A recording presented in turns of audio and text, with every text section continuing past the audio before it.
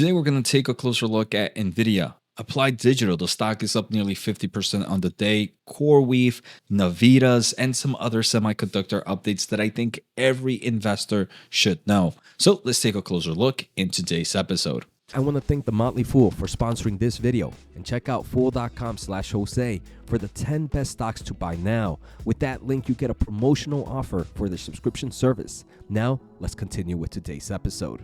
All right, so the first topic I want to start off with is kind of this Applied Digital and Coreweave news. Now, I did do a video on these two earlier today. What I really want to do in this segment, so I don't repeat myself, is kind of just take a closer look at what this means for the AI market and why actually this is, in my opinion, very, very bullish for a company like Nvidia. So a quick top level overview, we can see Applied Digital is up nearly 50% on the day.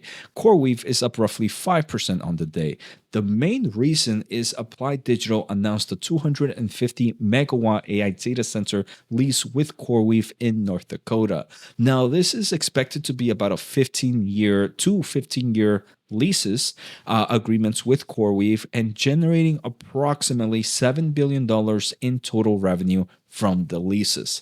Now, to me, this really caught my attention for two reasons. First is Coreweave is a massive AI infrastructure player, and it already gave us a massive capital expenditure for this year. If you have been following this channel, we looked at Coreweave's earnings, and Coreweave by the end of this year is expected to spend $20 to $23 billion in capital expenditure, mainly driven by AI infrastructure. I'm pretty sure all of it is pretty much AI infrastructure. Now, those are some crazy numbers. Those are what kind of big tech used to spend before the AI market. So Coreweave is spending a lot of money. That's more money than kind of Oracle spent last year in overall infrastructure, right? So we can see that Coreweave is already spending a lot of money. Even with all that money that is spending in capital expenditure, Coreweave says it's not enough. I have to find other ways to increase my AI infrastructure market. And they're doing it by renting out and leasing some of these products from Applied Digital. So to me, that tells me that Coreweave sees so much demand at the moment that it wants to lock up as much as possible. Now, obviously for Coreweave, two things can happen. If they are right about this market, this could be amazing growth for them, right? As they are going to have so much AI infrastructure. Now, unfortunately, they seems to be going at a very rapid pace that if they slow down in this market, right? If there is kind of a massive shockness in the AI space, if it slows down dramatically, if you are too over invested, too overextended, that can kind of balloon down and kind of create kind of a negative sentiment. From what I'm seeing right now, the AI market is still pretty strong, and Coreweave here is kind of doing this. Now, for Coreweave to be doing this, okay, so overall, we do see that, in my opinion, this is very bullish for Nvidia because, again, Coreweave is already spending a lot of money on AI, and they want to spend even more and more. Now, there are two reasons for me to think about this. Why is Coreweave renting it out instead of building it its own? So there's two possible reasons, and maybe you in the comments the viewers in the comments can let me know what are your thoughts. The first reason is the supply chain. Unfortunately, even though they have great partnerships with Nvidia, Nvidia can truly only allocate so many chips per customer due to overall supply chain. So Coreweave says, look, I can't build anymore because I don't have enough chips due to the allocation, so I have to find elsewhere. The other thing that could be happening is similar to what we're seeing Microsoft do, right? Microsoft is saying, look, we don't want to risk it all by building all this AI infrastructure. Let's go and rent it out instead, right? So I wonder which one is it? Is it more the supply chain issue, or is it more Coreweave being excited about this market, already being aggressive, but taming that aggressiveness a bit by maybe renting out some infrastructure in the short term of things, right? So that can kind of be maybe a little bit of a hedging to make sure they're not completely over investing. I wish I could be in some of these meetings, but would love to hear what are your thoughts. Is it more the AI demand, or and more de-risking a little bit. And I meant the AI supply chain. Now, the next company I want to take a closer look at is Navitas. But first, if you guys are enjoying the channel, there's a few ways you can support the channel. First, just quickly hit the thumbs up and the subscribe button. If you want to learn more about the semiconductor market, I do have this free newsletter, What the Chip Happened. We've talked about Coreweave here, actually in digital, and some other updates impacting the overall market today, whatthechiphappened.com. And make sure to check out my special offer at finchat.io and also fool.com/Jose. Both of them /Jose, and you will get a special offer on my behalf. Now, the next topic I want to take a closer look at is Navitas. This is a company that has gotten very popular in the past week or so, 2 weeks maybe, as they did see a partnership announcement with Nvidia. We can see the stock actually has rallied over 189% in just 2 weeks or so in the past month. And most of the gains came from those past 2 weeks or so. The main reason, like I mentioned, it has this partnership with Nvidia to create this new type of power solution that is going to be crucial for the next generation of AI servers.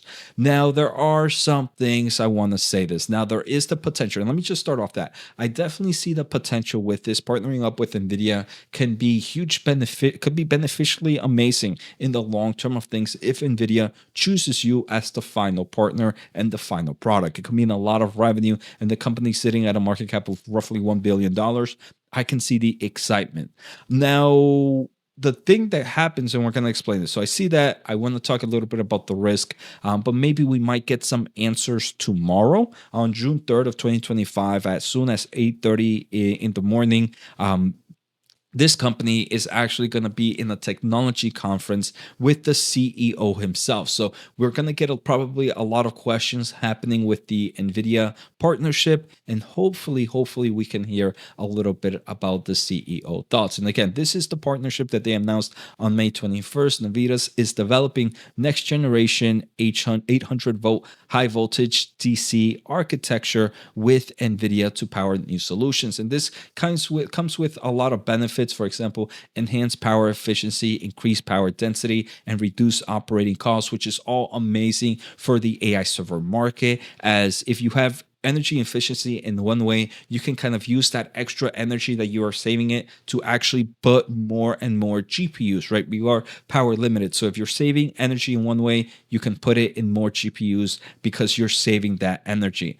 Now, it is important to note that Navitas is one of the several companies collaborating with Nvidia on this initiative. The ultimate revenue impact will depend on the extent of Navitas content in Nvidia's future data center products and the overall adoption rate of this architecture. So it's nothing is set to stone, but obviously there's a foot at the door. Now, the collaboration is with an industry like Nvidia, like I mentioned, provides that strong endorsement of Navitas and can even drive even more and more excitement for the company's products from other vendors as well, especially since the data center market is massive. Now, there are some things to consider after the stock surged dramatically. Navitas took this opportunity to initiate at the market stock offering to raise additional capital. Obviously, that is diluting shares, but it can give more financial flexibility for the company. Not only that, though, Navitas did have insider sell. We can see the CEO, Gene, sold about 2.16 million shares at about $10 million on May 23rd, and multiple directors have sold after. Is this kind of, this is weird, right? I mean, kind of selling your shares right after a pump just doesn't give the sense that, look, this can really go somewhere. It's kind of showcasing maybe this is the top. So a lot of insiders sold. But we do have some kind of comments from the CEO in LinkedIn. In a LinkedIn follow-up, it's the CEO mentioned that Navitas GaN chips will begin powering NVIDIA's AI data centers in late 2026, calling the opportunity incredibly exciting. Now, in kind of this late year of 2025, we might see some pilots in the Blackwell refresh. The most important product is going to be the Kyber production, which is the Rubin chip, and that comes out next year instead. But regardless, how can you say you're expecting incredibly exciting opportunity, but then selling a nice amount of shares? Based on some AIs, following the sell, Sheridan holds no direct shares, but maintains indirect ownership through various trusts. And a lot of other insiders, like I mentioned, sold the stock. So I just want to say, be careful. Remember, it's not a guarantee right now, but I can see the opportunity that comes with it. Insider selling, it's also not the greatest thing to hear about. But like I mentioned, we might get more answers tomorrow during the 8:30 to 9 o'clock fireside chat that we're going to have the CEO with the global conference happening. Now, the next topic I want to jump into is Nvidia. And let's see Nvidia stock. Nvidia was up about 1.6% on the day, actually pretty exciting. The first thing I want to look at is Nvidia is launching there are reports that Nvidia is launching the B30 AI GPU for China. We keep hearing this, right? This is not the first thing. What we're hearing now is this B30 AI chip, while it is going to not use HBM, it's still going to have multi-chip clustering, that they are seeing some attraction and some excitement by major cloud firms like ByteDance, Alibaba, and Tencent. So some bullish stuff there. The other thing that we are seeing is we have reports that TSMC's Arizona site is close to 100% capacity utilization, with orders from Apple, Nvidia, and others flowing in. So this is pretty bullish. It just kind of showcases the huge demand for AI chips right now. And that's obviously very bullish for TSMC investors, as if you have 100% utilization, that is the best margins ever. Now, in some other news, there are rumors, and these rumors just keep coming and coming and coming. We thought maybe they were going to be cleared in the Computex of 2025, but rumors are coming out again that Nvidia's ARM-based gaming system on chip to debut in Alienware laptops. Now, this is expected maybe later this year or early 2026. I don't know if this is true. We keep hearing this partnership with MediaTek. Now we're seeing with Dell, and I would understand with Dell, actually. I can see this. I think NVIDIA's Jensen has a really great relationship with Dell's CEO, so I can see them being kind of like one of the first partners here. Just rumors here, but I just wanted to bring it up. Now, another one, we are seeing that Intel is reportedly preparing HBM alternative for AI accelerators. Now, remember, the AI market needs a lot of HBM, but that's getting pretty expensive.